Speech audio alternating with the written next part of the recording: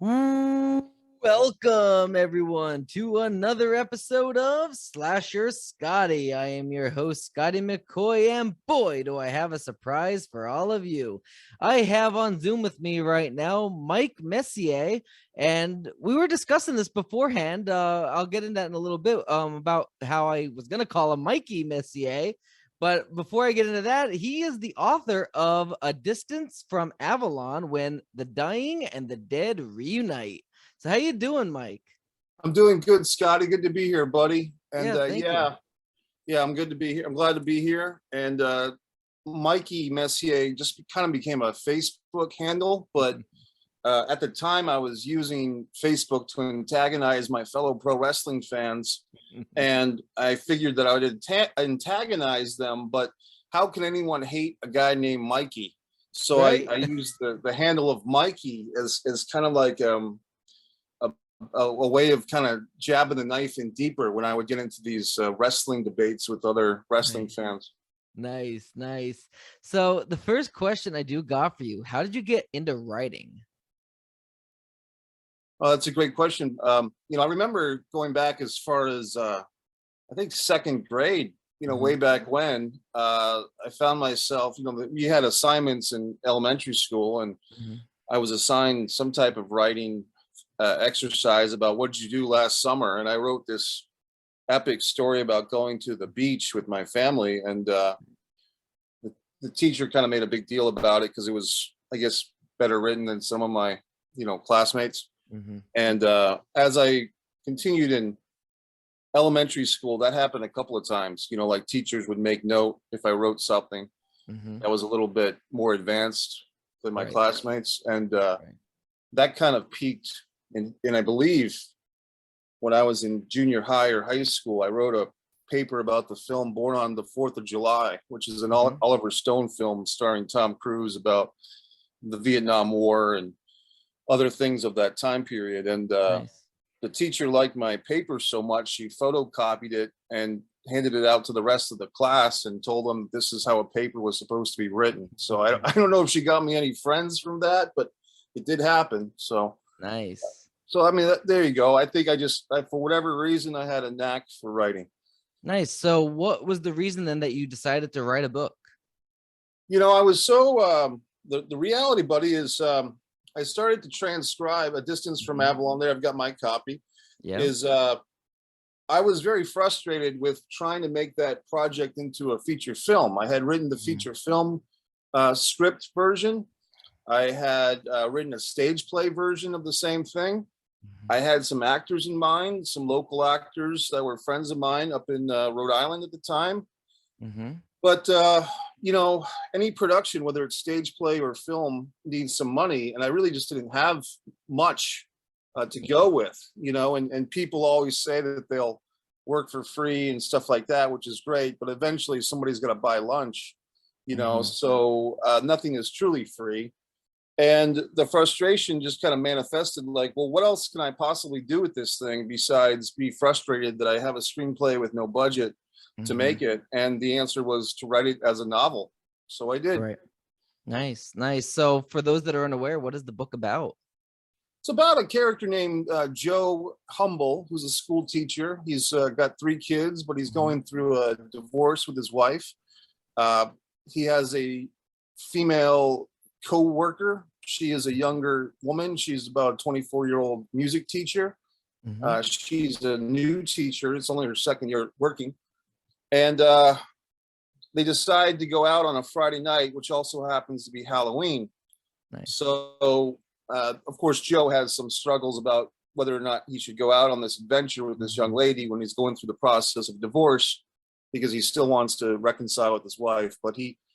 he overcomes that struggle to go out with the young lady whose name is Shadow, and they find themselves at a castle called Avalon. And there they are greeted by their host, Heartbreak, who's kind of the alluring, mysterious female presence, Mhm. and another mysterious presence, John Lacroix Distance, who is to be a character. And John Lacroix has kind of made up this Avalon location as his home, which represents Avalonia, which Avalonia is a true thing. It's a continent.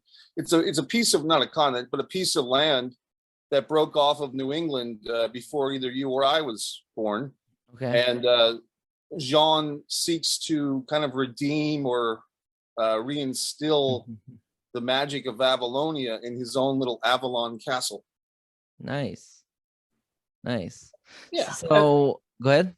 Oh, the night continues. They eventually, what's offered by the host is a partner exchange for the evening. You take my lady, I'll take yours, and we'll just see what happens. And Joe kind of reluctantly goes along with this. He's feeling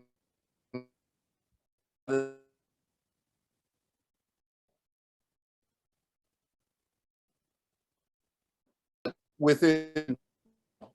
At the end of the book, it's revealed hosts have more to them than what appears initially.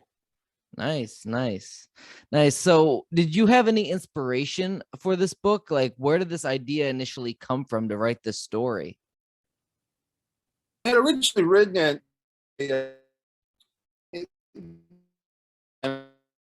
as Disregard the Vampire. In a sense, I had written this 33-page film script called Disregard way back in September of 2013. Long story short, I actually did raise a few bucks and had some collaborators to film Disregard the Vampire in March of 2014. Long story short, our lead actor bailed on the project after it originally started filming. Like we had a whole day of filming in the can, and our lead actor suddenly can't make it.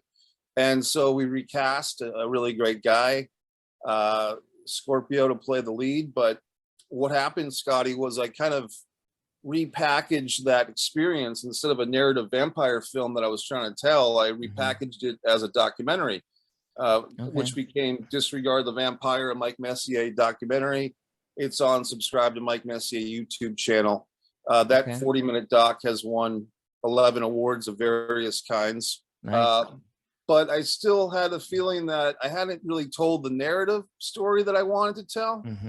And after much soul searching and deliberation and so on and so forth, I started rewriting it.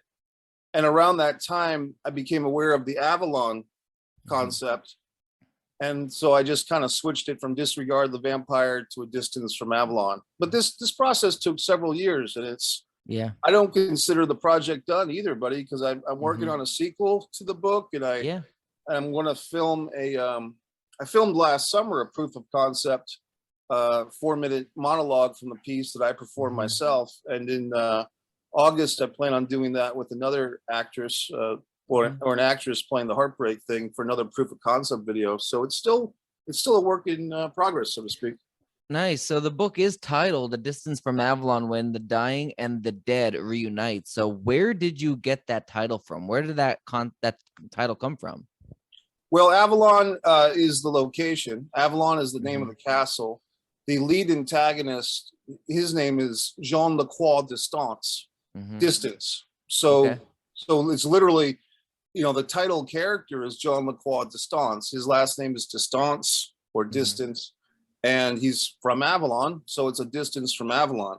When the dying, the subtitle, When the Dying and the Dead Reunite, that kind of just came to me late in the process. I think just on Amazon, when you publish a book on there, they add a subtitle, which is, optional, of course. But for me, just to kind of give the story or maybe just the book title a little bit more of a mood, because A Distance from Avalon is, I don't know if it doesn't really attach to people unless they know what the book is about. You know what I mean? Right. But when you kind of add that tagline of When the Dying and the Dead Reunite, it paints a little bit more clear of a picture of, okay, this is a gothic horror or a magical realism. That's kind of the genre. So it was more of a way to establish a mood. Although that line, When the Dying and the Dead Reunite, that's used in the story. That's a piece of dialogue by Jean Lacroix. And he's basically referring to the dying would be regular people. If you think about it, you and I are dying. Everybody's dying when you're born, right? Yeah, exactly. Once the moment you're born, you take your first breath, you're automatically the clock to your death is already ticking. Yeah, and then the hosts, which are kind of like these vampire types, they're the dead. So that's the concept of it. Okay. Nice. So what was the hardest part in writing and planning the book? That's a good question. I mean, I think maybe the hardest part was what to do with it, and I think, I mean, I remember that with A Distance from Avalon, I started transcribing it, adapting it, I guess is the word, from a screenplay to a novel, which, first of all, that's the reverse of what usually happens. Usually people write a book and then, somebody themselves or someone else translates it to a screenplay. With this, it was the opposite. So I think just emotionally, just kind of shedding myself of the contributions and the perspectives and the opinions of my collaborators on the initial Disregard the Vampire shoot. Everybody's got their opinions, you know what I mean? And so I kind of had to cleanse myself of what other people's vision of this story was. Yeah. And I'm glad that they had visions of it. I'm glad that people cared to even think about it. But for me, I had to get back to, what did I want to say? What did I want to write about? Right. Some other challenges, I guess, were, and I did a lot of this in a coffee house up there in New England. I still lived in Rhode Island at the time. I think it was Java Madness that I would sit there with the screenplay printed up in my computer, typing away. The actual writing was pretty smooth. I think it was more, Scotty, like, what do I do with this thing? Once I had it down, I didn't realize how Amazon self-publishing worked, I think, for another 2.5 years. So in that meantime, I kind of got a little taste of what independent writers or publishers have probably gone through for 20 or 30 or 40 years, which is, there's this whole racket of more or less scam artists who are looking to print your book, but they're basically a glorified Kinko's or a glorified Staples. Like they take exorbitant amount of money in order to slap a cover on your book and so forth. And I avoided all those potholes. I didn't sign my life away or give any money to any of these people, but I talked to them because I didn't know any better. But it always seemed like scammy to me. And there's a lot of stuff like that, Scotty, in the film world, for actors. I mean, you can get overcharged for headshots. You can, there's so many ways that artists are vulnerable because they want so much to be discovered that they allow themselves to be taken advantage of. And so the real thing was just to kind of live with the fact that I've got this book written and I've written it as a screenplay and a stage play. What do I do with it? Well, it wasn't until the pandemic kind of kicked in that I started doing some research and discovering that this Amazon self-publishing tool was there the whole time. I just wasn't really aware of it. I wasn't, I don't think I was an Amazon Prime user at that point, although I became one. I didn't really buy books on Amazon. I still went to the Barnes and Noble or whatever else when I wanted a book. But eventually I saw like, oh, Amazon Prime does work. And then of course, when I went to go use it for the first time, they had it on pause because of the pandemic. They weren't publishing anything new because they, like everybody else, they pushed the pause button. So I think I waited another 2 or 3 months and then I came back to it and it was suddenly working again. So nice. That's kind of the what happened there. Yeah, I want to let everyone know because I have 5 books out and a 6th one's getting published on August 15th. I went through Amazon for all 5 of my books, and one of them became a New York Times bestseller. Oh, congratulations. It's awesome. Thank you. Yeah. But I never gave any money to anybody. I had publishers come to me and they asked me for this money down, and then they promised me the world. And I knew better. I just knew that I'm very frugalist with my money. I'm very cheap with my money. I don't like to easily give away my money because I work hard for it, and that's how it should be. But it took 6-7 years until I was discovered, and then I got signed with a literary agency, and then that's the next book I have coming out that they got me. We got that book written, and then they pitched that book to a publishing company, Bear Manor Media, and now they're publishing my book. But it wasn't like it happened overnight. It doesn't happen overnight. Like, yeah, it's great to have tools like Amazon that are legit there for you, but you're not going to get discovered overnight. It took me 6-7 years just to get discovered for my writing in general. I mean, it's not business, easy, isn't it? It's a tough business. It is. If you think, and then I know people that, write a book, went through Amazon thinking it's going to be easy money. They're going to get rich off of it. It's not going to happen. You're not going to get rich off of it. And if you do, you're very lucky. I got very lucky to make New York Times bestseller, but it wasn't off of my Halloween trivia books or Friday the 13th trivia books. I tell you that. It was on my dad's battle with brain cancer. So it took a really grueling, mind-altering, thing, reliving every single aspect of it, depression and crying and anger, going through all of the trauma that I went through, prior to writing the book, just to become a New York Times bestseller. Like, it really isn't worth it to begin with that topic. What's the name of that one? That one's called Christ Defeats Cancer. Oh, that's a good title. Yeah, and then I had a second book come out that was a sequel to Christ Defeats Cancer 2, The Battle Continues. That one didn't do nearly as good. That one was more of rushed on behalf of my dad wanting it to be rushed because he didn't know how much longer he had to live. Granted, he had about 2 more years after that, and he passed away last August. But he ended up wanting to see me write a second book about him before he were to go. So it was kind of, I didn't care about the money. I just quickly, added some, added up like a 10-page, thing that happened before, everything that happened with them, like kind of recapping the first book, and then adding, 4-page, 4 more chapters, 4 pages each on everything. It's a really short book, but it was just to make my dad really happy at that point. Well, then it's worth it, obviously. It's not to go too deep down this rabbit hole, but just yesterday I was inviting my Facebook friends to like the pages for my books, and a name kept coming up, the name of Billy V. Vigent, who I'm sure you don't know him, but he was a friend of mine who passed away after fighting cancer for several years. Yeah. And it does, you feel like they're still kind of with you, even though physically they're not, but I mean, it's a tough one, man. Sorry for your loss, buddy. Thank you. It's tough. And I mean, I have my good days and I have my bad days. Like most days now, because it's almost a year going by, even though it's not that long, like it's because he is my father, of course, but like most days are good. There's a day here and there that were really bad, and it's really bad because he died on August 8th and his birthday is August 12th. So it was like he died 4 days before his birthday, and now within a week every year from this point forward, within a week we have to celebrate the anniversary of his death and then the anniversary of his birth. So it sucks. Yeah, it's a double header. That's an intense. Yeah.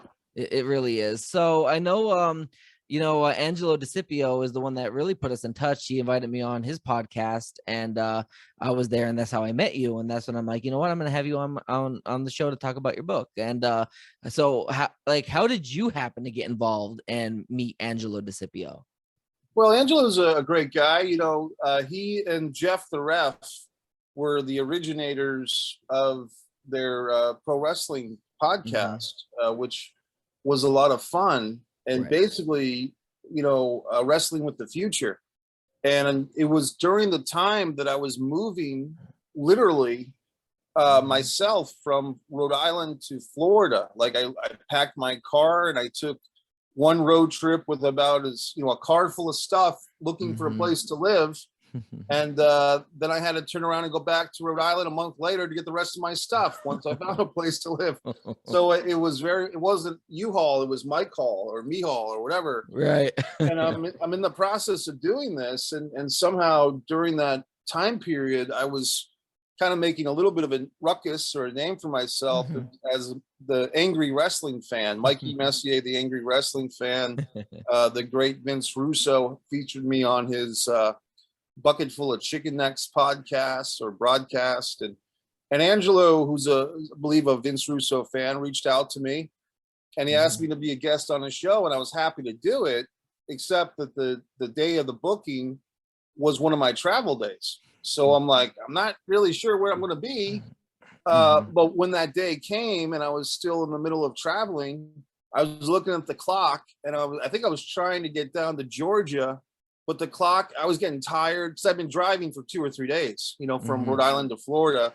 Yeah. And I pulled over to some cheap hotel in South Carolina where they weren't particularly friendly, and the hotel wasn't particularly good, but it did have Wi-Fi. And after treating myself to a fried Popeyes dinner at the gas station across the way, I did the first podcast with Jeff the Ref and Angelo. Yeah. And we hit it off pretty good. And then I think they had me back a few more times. And then unfortunately, Jeff the Ref ended up passing away on Leap Day of 2020, February 29th, 2020. Right. Angelo's good friend and my good friend, Jeff the Ref, passed away, which was shocking.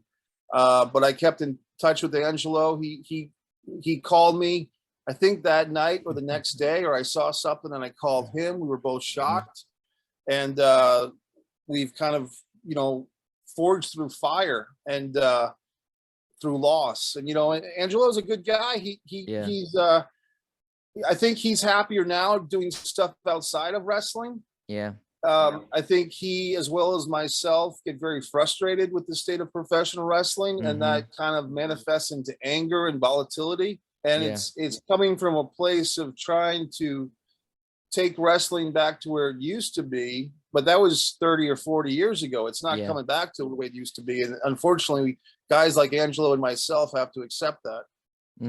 Absolutely. Absolutely. So what do you think of today's day and age of wrestling?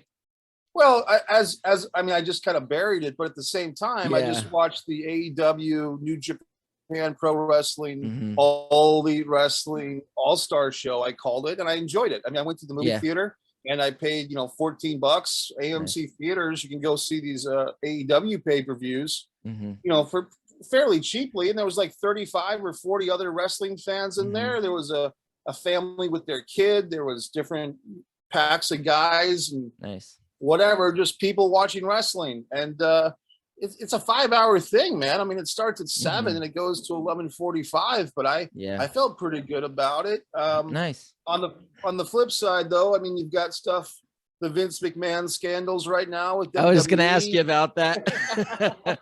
Well, if you look at my history, going back to 2018, I started #Raw Protest when I was actually calling upon other pro wrestling fans to stop watching Monday Night Raw, because I was telling them that it wasn't worth our time, and it wasn't, and it still isn't. And the WWE started around that point, Scotty, which is what got me noticed by Vince Russo. They started doing these Saudi Arabian shows, and it's nothing against the civilians of Saudi Arabia or the Middle East, but they're, and yes, all governments are corrupt, blah, blah, blah. But this Saudi Arabian government is really pretty bad towards their civilians. Their female civilians have a lot less rights. LGBT and all that stuff. Yeah. Yeah. And if not just the way they treat their female civilians, take a look at, I think they had the largest day of executions ever. Like they had something ridiculous, like 71 or 90 executions in the country of their own civilians. And Scotty, trust me, I mean, I'm sure that a lot of those guys that got killed were innocent and were just killed to put them people in their place. You know what I mean? Yeah. And according to the higher ups, not the way I see things. So for me, when the WWE started taking huge amounts of money to go to Saudi Arabia and put on a sideshow and dance for nickels, they really just showed their hand, that they're exposing themselves, that it's all about the money. There's no integrity left. The Ultimate Fighting Championship, Dana White and friends, they had a deal to go to Saudi Arabia, but they pulled out of it. So to me, that was the line that got crossed. Yeah. And now I think other wrestling fans are seeing other lines. The Ring Boy scandal of 1992, the steroid scandal of 92 to 94. There's an old story from the 80s coming back. I think the lady's name was Rita Chaperone, who was their first official WWF women's referee. She claimed that she was raped by Vince McMahon. Wow. A wrestler who I've actually met. I'm actually kind of surprised and happy that this guy is speaking up, but the former Mario Mancini television preliminary wrestler, a guy who used to, lose a lot, but he is, collaborating the story. Basically, saying that he wasn't there to see what happened with Rita and Vince McMahon, but shortly after whatever happened, Mario remembers Rita telling him about it. So she's not just making something up in 2022. He's saying that she told him this at the time, back in '86. And so that's pretty strong, because a guy like Mario Mancini, I always kind of chalked him up as one of these guys that's just happy to be there, and he showed integrity. He showed a lot of integrity by speaking up about this. So sometimes I get into it with my friends, Monty and the Pharaoh at their show, that they're big WWE advocates, big Vince McMahon fans, but Vince has provided a lot of good entertainment for everybody, but at what cost? Right. Yeah. And the thing is also is that, like, I didn't watch Raw last night, but I heard he was on Raw last night. He was on Raw last week, and he was on SmackDown a couple weeks ago. So it's like the scandal's coming out, and he's parading it on TV, like he's shown, I'm still in charge, I'm still here. It's like, what? You could call it having audacity or you kind of noticing that. And Maria Kanellis, a female wrestler who was WWE Diva of the Year 2009. Yep. No, she tweeted about it, like, isn't this a bit insulting for Vince McMahon in the middle of all these allegations and revelations to come out and parade himself like this? And then here's the thing, Scotty, you and I can see this for what it is, but there's a certain group of people that I lovingly call the idiot McMarks of the world, that no matter what Vince McMahon and family do, Junior and Associates, or Junior and the Brats, as I call them, these idiot McMarks will always stand by the WWE because they're idiot McMarks, so they'll play with one thing I always said, and I kind of retracted this now when the scandal came out, but in terms of business sense, I always wanted to be like Vince. I'm not saying about the rape or the sexual misconduct or anything. I mean, I wanted to be that business guy that didn't give a shit what anybody thought about them, that would do the best for business, would be firm and strong, and wouldn't be afraid to hurt people's feelings if it meant it's best for business, letting people go or telling people to do this, that, or the other thing. And I'm such a nice person. I hate hurting people's feelings. Being the boss of Gravestone Films, I even hate, like, going to somebody like, you can't do it, you can't do this, or like, can you move out of the way? I hate doing that, but I mean, it's part of being the boss. And that's what I always looked up to Vince as. I looked at as him as an inspiration for me to kind of be level-headed and strong in business. And kind of, then this whole scandal came out. I'm like, I still want people to be like, I don't care what people think about me. If something comes out about me, whatever, I don't care, because I'm not that type of person to do something bad to somebody. But with Vince, like, when that scandal came out, it's like, I don't know if I want to, if I'm proud of to even say that now, because when I say I want to be like Vince in business, they're going to be like, so you want to have an affair with an intern? Or a paralegal? Do you want to rape people? Do you want to do, like, you kind of get in that messy water situation now. And I don't want to be in that situation, but I always looked up to him as a very powerful businessman that did what's best for business. For God's sakes, he turned sports entertainment to what it is today. He's a billionaire, and then now look at all this stuff coming out. Is it really worth all the money when you have the scandal and all the shame and your reputation is tarnished?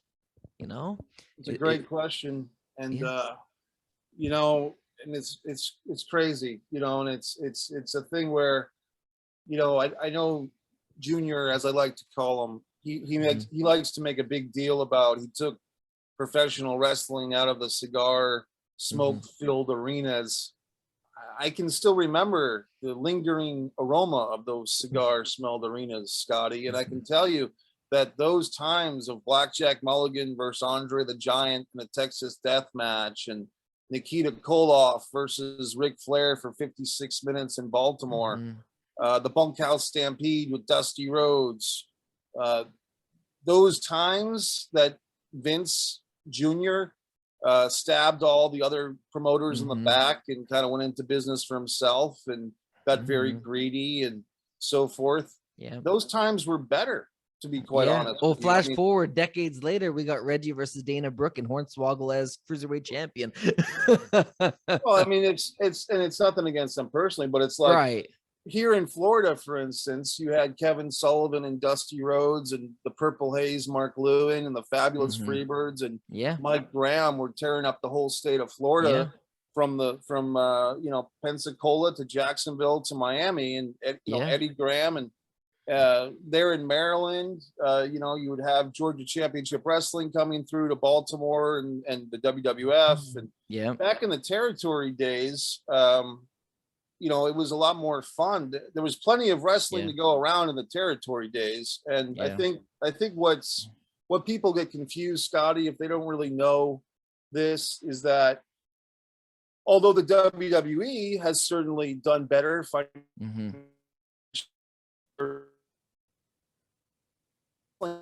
world-class championship wrestling, the American Wrestling Association, etc., they were all doing fairly good business until Junior, screwed them over and put them out of business. So, right. I missed the days like when there was one world champion, there was one women's champion, there was one set of tag team champions. And if you have a big roster and you need to separate them for brands, then have the champions on each brand, like back in 2000, from 98, 99 to 2001, 2002. And then I missed, now they have all these C-level level pay-per-views. I missed the times when you knew every September you had Unforgiven, every June was King of the Ring, every May was Judgment Day, every October was No Mercy, April was Backlash, No Way Out was in February. I missed that time when you had pay-per-views that actually meant something and there was actually story building, and it wasn't premium live events where it's where they barely build up to the card. And it's like if I miss it, I didn't miss much. Or I miss Monday night. I don't watch Raw and SmackDown nearly as much as I used to, barely do.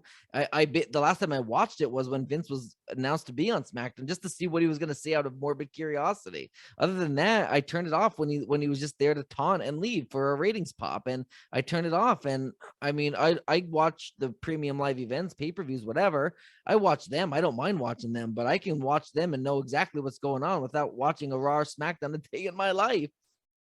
I had a job interview for the WWE creative writing team back in 2007, Scotty, and I still say that the storyline I proposed to them back then is better than anything they've had since. For me, it's especially painful for me to watch them do god awful storylines. It sucks because look who they hired. They hired a woman, nothing against her, but she shouldn't have been hired there. She didn't even know Bobby Lashley's name, and he was the champion. Kenneth Nobley, you're talking about, I think. Nothing against her. But why was she even hired?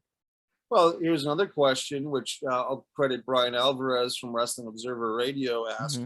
Why did they fire her? Because what did she say that wasn't accurate?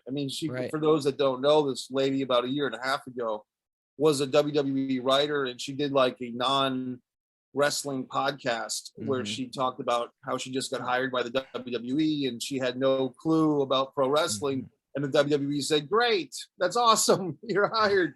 And she was quickly crucified by the wrestling fans for not knowing much about wrestling, even though she had a job as a wrestling writer. But what Alvarez asked, and I'll ask it here, is if she spoke the truth, why are you firing her?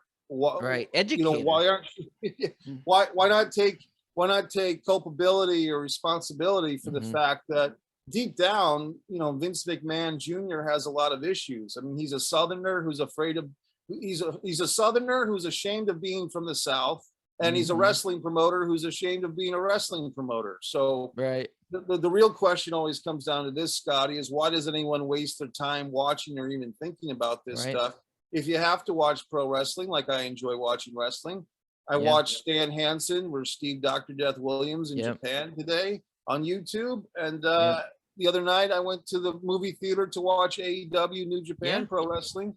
And I watched some clips from, some other wrestling, five-star wrestling from 1990, just some obscure YouTube stuff that I'm finding.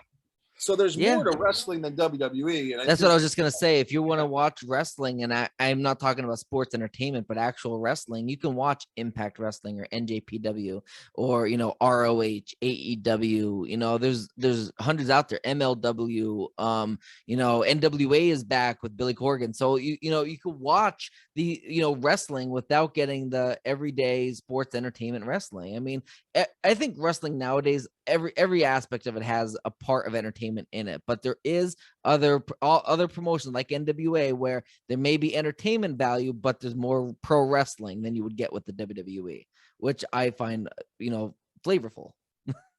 Yeah, well, I got the NWA package, the 50-year thing, and on my subscribe to Mike Messier YouTube channel, I just did a video maybe a couple of days ago. I analyzed the whole Always Ready pay-per-view that the NWA just did, and I watched the Crockett Cup, the 2-night thing that they did, a couple of months ago, and Nick Aldis, I think, is a great wrestler. Yeah, and I kind of wish he would get that belt back. Trevor Murdoch is not too much for me, but they do have a pretty good lineup there at the NWA. Yeah, they really do. They really do. And I think that if you want to watch wrestling, NWA is a perfect place to start.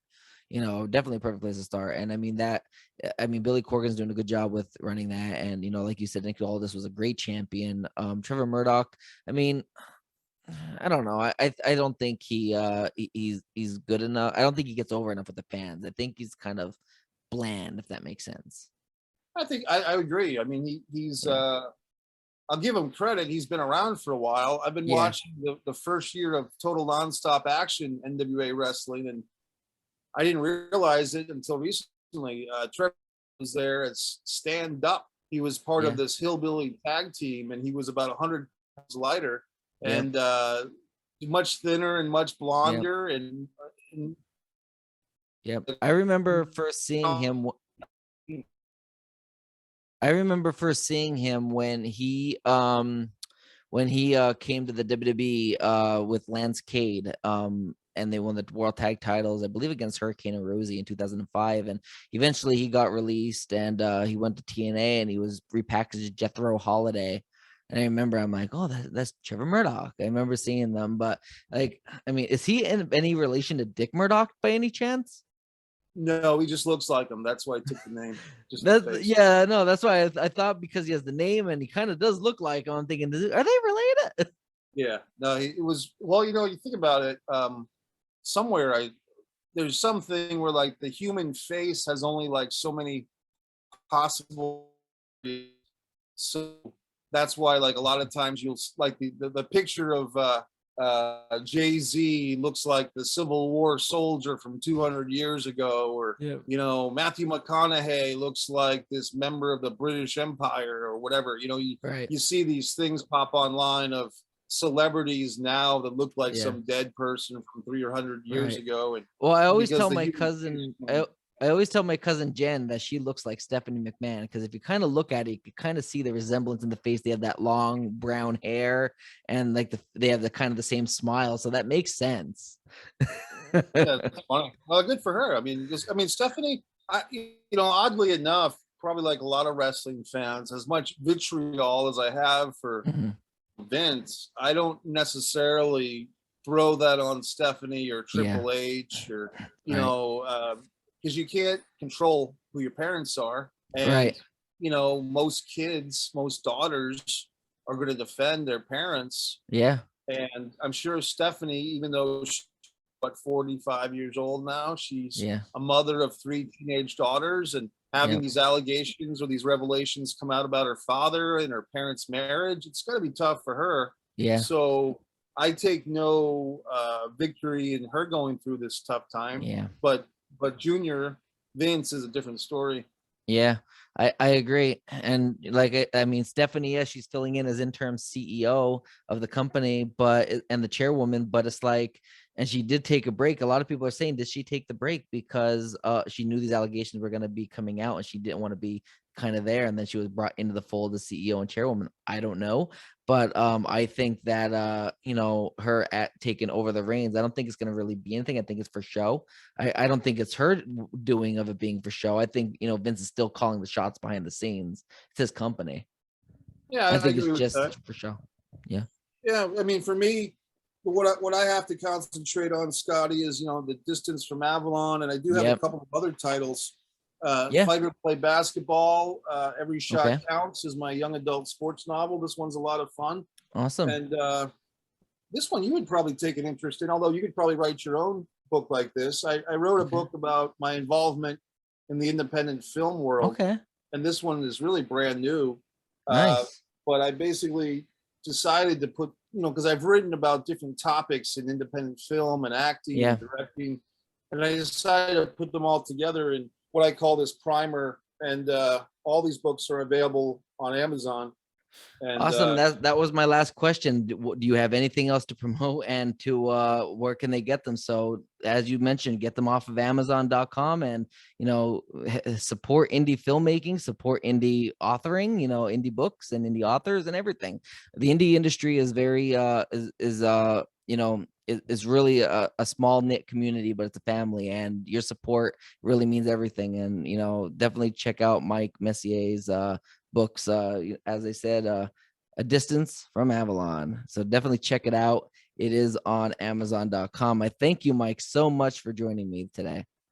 Well, it's been great. All people Yep. have to do is go to mikemessier.com, scroll to the bottom, and I have links to all my social media, YouTube, and all the books right there from Mike Messier, MESSIER.com. Scroll to the bottom, and as I say, stand me on social. Awesome. Sounds good. Thank you so much, Mike. You have a great rest of your day. You too, Scotty. All Thanks, right. buddy. Bye.